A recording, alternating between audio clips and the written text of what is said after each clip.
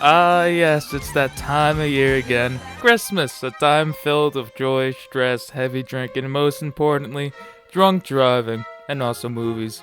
But out of all the Christmas movies out there, only one stands out as the ultimate Christmas movie, and that would be A Christmas Vacation. Now, for any of those who disagree, you can fucking leave. I don't want to hear it. I'm right, you're wrong. But before we start, can we all agree that Kevin from Home Alone just needs to get his fucking ass beat?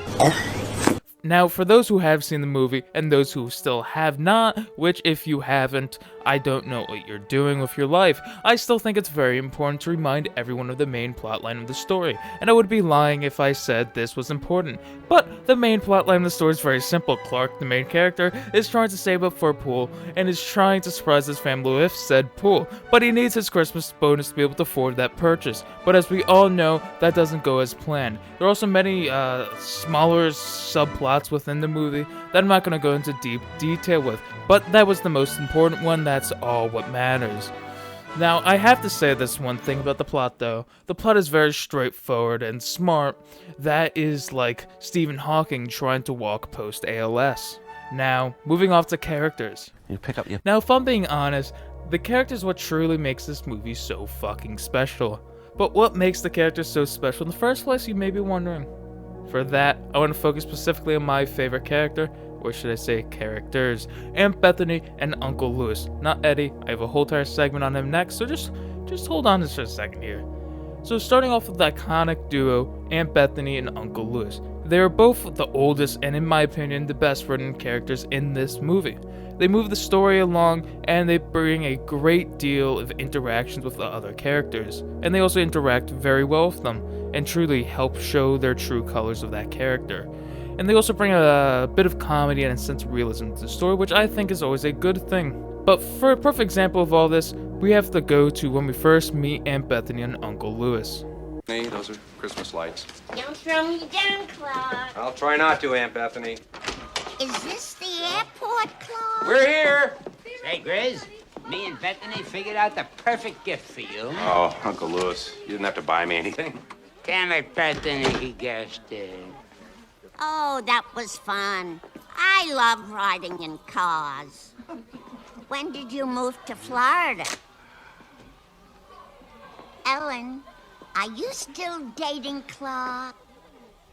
Oh, Aunt Bethany. The directors do an amazing job introducing the two new characters in about 30 seconds. For example, when we first meet Aunt Bethany, we can see she's struggling with Joe Biden's disease, also known as early stage dementia. We also learn a lot about Uncle Lewis's personality, seeming to not give a flying fuck about anything other than money. We also learn that he gets frustrated with his wife, rightfully so.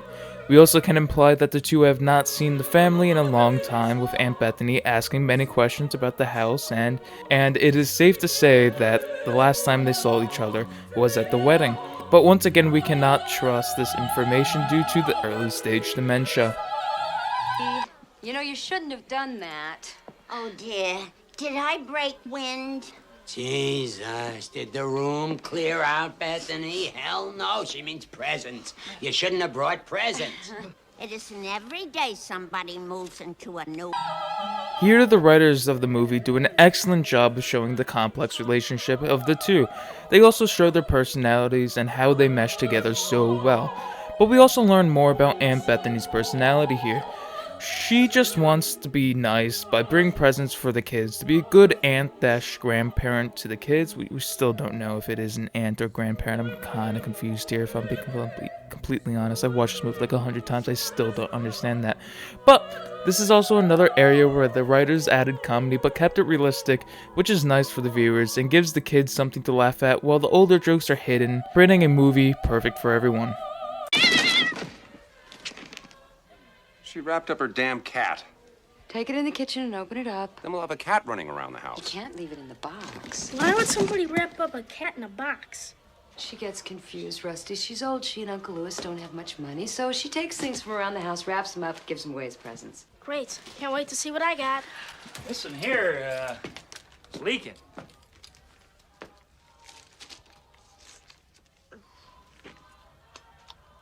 It's lime. That would be her Jell-O mold. I'll take it, Eddie. Why don't you go back in the living room and enjoy yourself, Russ? Come on, boy. Ooh, ooh, ooh, ooh. Let's go find your sister.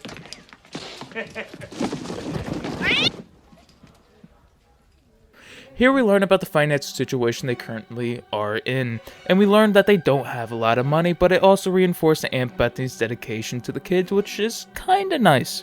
This is also a prime example of how her actions create great interactions between other characters and their personalities. Here, Clark is worried about the cat running around, whilst Ellen is just trying to be nice and caring for everyone, and also is trying to put sense into Clark's head. When we have Rusty being selfish and worrying about what he got like any other kid would. Lastly, we have Eddie, who's just fucking weird. We see this as a common theme throughout the rest of the movie. The theme of having characters set up situations slowly throughout the movie just for it all to come to one big conclusion. It's very similar how Arrested Development sets up jokes. You plant a seed, then you let that plant grow until it blooms. That's how I would describe the theme of both shows and the movie. A prime example of this was the cat in the box getting let out, and then the cat chewing on a tree wire and blowing up the cat and the chair. This then leads to the blossom, which would be Lewis lighting a cigar by the tree, catching on fire and destroying the tree. These techniques that the writers used were ingenious, and that just has to be appreciated. Like, who the fuck thinks of using supporting characters to move the plot and storyline ahead, then just using their actions to slowly bring events into the said storyline? That's just fucking ingenious. I just gotta say that real quick.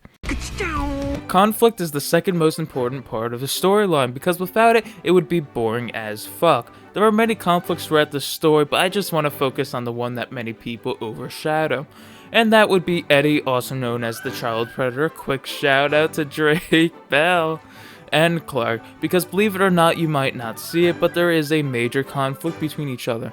Like, look at this clip and tell me where you think the major conflict arises. Pretty name, Ed.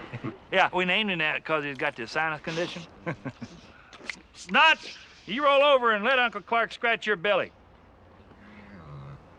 You ain't never seen a set on a dog like this one's got, Clark. That's okay, Eddie. That's something, ain't it? You pet him, Clark, on the belly, and he'll love you till the day you die. Yeah. I really shouldn't. My hands are all chapped. We were gonna call, but Eddie wanted to make it a surprise. Yeah. You surprised? Surprised, Eddie? If I woke up tomorrow with my head sewn to the carpet, I wouldn't be more surprised than I am right now.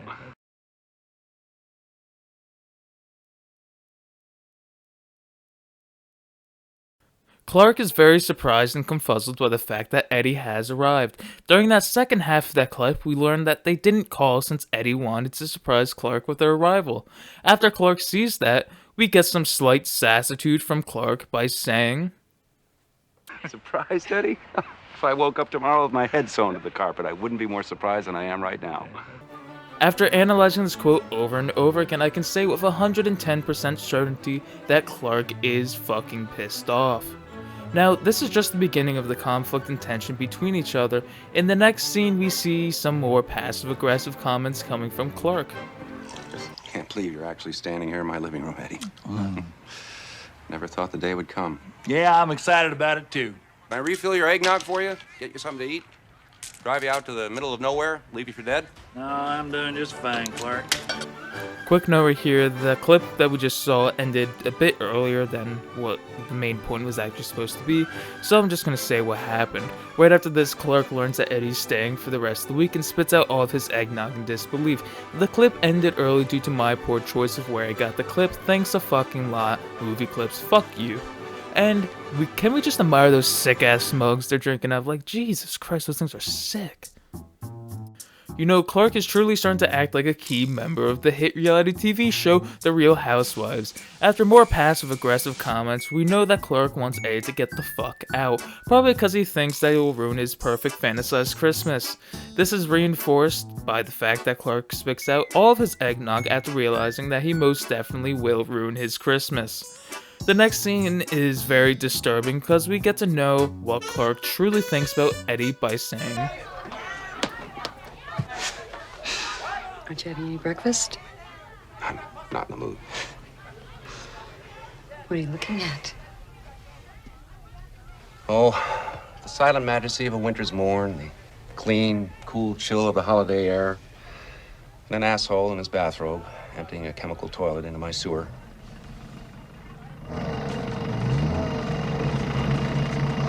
Shitter was full! Ah, yeah. You checked our shitters, honey? Clark, please. He doesn't know any better. You ought to know it's illegal. It's a storm sewer. If it fills with gas, I pity the person who lights a match with an... We find out Clark thinks Eddie's an asshole. Whilst this claim may be slightly true, it is not entirely true. Ellen once again has to calm Clark down and tell him not to be an asshole, since that's what Clark's character development has come to at this point. Like, seriously, I have looked through all the older fucking movies, and this dude is a fucking asshole. Holy shit. Now, moving on to our next point. We can further see this point through looking at all the clips Clark being a bitch to Eddie, but it's very one-sided. Whenever Clark needs help with anything, Eddie's the first person to help. The biggest example of this is when Clark got the bonus check and said this. Hey! If any of you are looking for any last-minute gift ideas for me, I have one. I like Frank Shirley, my boss, right here tonight. I want him brought from his happy holiday slumber over there on Melody Lane with all the other rich people, and I want him brought right here with a big ribbon on his head. And I want to look him straight in the eye, and I want to tell him what a cheap, lying, no-good, rotten, four-flushing, low-life, snake-licking, dirt-eating, inbred, overstuffed, ignorant, blood-sucking, dog-kissing, brainless, dickless, hopeless, heartless, fat-ass, bug-eyed, stiff-legged, spotty-lipped, worm-headed sack of monkey shit he is. Hallelujah! Holy shit! Where's the Tylenol? After hearing about this, Eddie decides to hold his boss accountable by kidnapping him and bringing him back to Clark's house. A dog chain tied to his wrists and ankles. What the?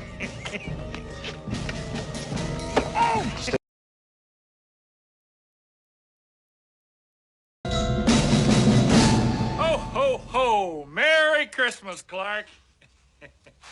You about ready to do some kissing, huh? Treated like this in my life. I'm sorry, this is our family's first kidnapping. You're fired. Where's the phone? I'm calling the police. Like, all I'm trying to say here is that Clark he's never grateful for whatever Eddie does. Eddie does so much for him, and Clark just doesn't do anything back, and he's just, it just pisses me off. Like, just poor Eddie, I feel so bad for him. But, moving on to the next clip. I lost my temper when I got my bonus, and I guess I said a few things I shouldn't have. Bonus? How did you get a bonus? I cut out bonuses this year. Yeah. And thanks for telling us. I was expecting a check. Instead, I got enrolled in a jelly club. Sometimes things look good on paper, but lose their luster when you see how it affects real folks. I guess a healthy bottom line doesn't mean much if to get it you have to hurt the ones you depend on. It's people that make the difference. Last year, add 20%.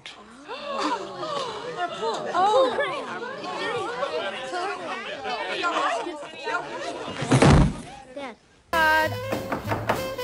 If you want to come in, you are going to have to break down the goddamn door! Here comes Santa Claus, here comes Santa Claus, right down. Remember how I was toying with the notion of suspending the Christmas bonuses? You didn't. Well, Well, of all the cheap, lousy ways to save a buck. That's pretty low, mister. If I had a rubber hose, I would beat you into I changed my mind. God damn, this boss is a fucking asshole. Like, Jesus Christ, he's even more of an asshole than Clark. His wife even agrees, and that's how you know it's fucking awful. When your wife agrees with you, that's bad. That's real bad. And also, how the hell did the FBI get there so quickly? You know what? I digress. But also, like, I kind of love the false, like, getting on the false house with the Jewish guys. Yeah, that sounds so fucking bad now that I just said that. Oh my. Oh, I'm just gonna move on to the fucking conclusion. In conclusion, we learn that Clark is the biggest asshole in the whole movie, and also the characters are what makes this movie so great, especially with the talented writers working on this movie. We also learn that Aunt Bethany and Uncle Louis are arguably the best characters in the whole movie, but I never fully answered the main question of what makes this movie the best Christmas movie. And to answer that, you have to look at the characters. They seem like real people, they talk like real people, and they interact like real people. And because of this, it creates a sort of bondage between the characters and viewers, making the viewers feel closer to those characters. And that's what makes this movie so great, because the viewers can relate to those characters and can relate to this movie. That's just simple. That's just what it is. Thank you to those who have stuck around to this point. I really appreciate it, truly do. And have a great New Year. It's red glare, the bombs bursting in air gave proof through the night that our flag was still there. Oh, say